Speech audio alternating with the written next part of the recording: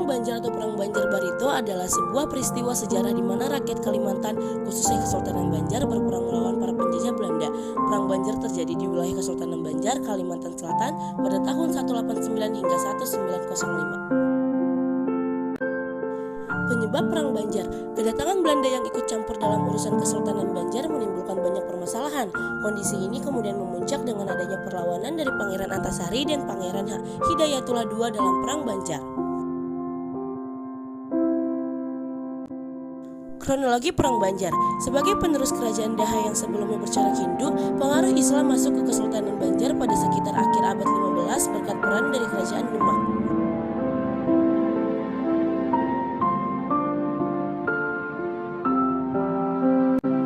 Dalam buku Islamasi dan Perkembangan Kerajaan Islam Indonesia tahun 2012 karya Diliman disebutkan bahwa pelabuhan-pelabuhan dagang Kesultanan Banjar pada abad 15 Masehi selalu ramai dengan kapal-kapal dagang internasional. Hal inilah yang kemudian mendorong Belanda untuk mulai merencanakan strategi agar dapat menguasai Kesultanan Banjar.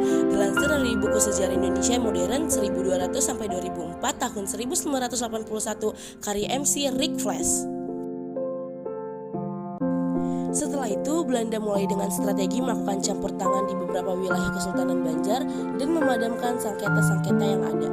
Imbalannya, Belanda mendapatkan hak khusus untuk mencampuri urusan dalam negeri Kesultanan Banjar. Kondisi tersebut berlangsung lama hingga akhirnya perlawanan rakyat Banjar dimulai saat Belanda mengangkat Pangeran Tamjidillah II sebagai Sultan Banjar pada tahun 1859. Waktu itu, sosok yang seharusnya naik tahta menjadi Sultan Banjar adalah Pangeran Hidayatullah II. Pangeran Antasari memimpin penyerangan terhadap benteng Belanda dan tambang batubara di wilayah Pangaron. Dalam serangan tersebut, tentara Belanda dapat dikumpulkan dan pasukan Pangeran Antasari dapat menguasai tambang batubara di Pangaron. Setelah itu, muncul beberapa pertempuran di tempat lain seperti pertempuran benteng Tambanio di Agustus 1859, pertempuran benteng Gunung Lawak pada September 1859, pertempuran Minggu Tayur pada Desember 1859. Pangeran Hidayatullah II yang keluar dari persembunyiannya untuk menyelamatkan keluarganya justru ditangkap Belanda dan diasingkan menuju ke Cianjur.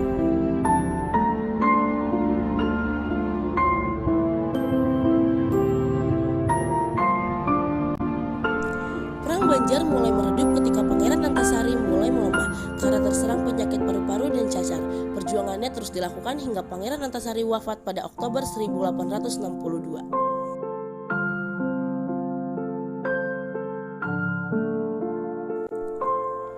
Perang Banjar berakhir pada tahun 1905 dengan kemenangan berada di pihak Belanda yang berhasil menghapus Kesultanan Banjar.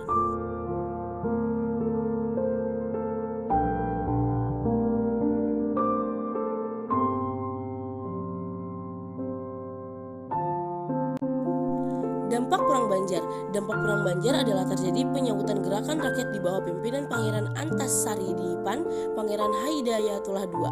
Meski sudah melakukan perlawanan dengan gigih dan pantang menyerah, pada akhirnya Belanda bisa mengatasi keadaan.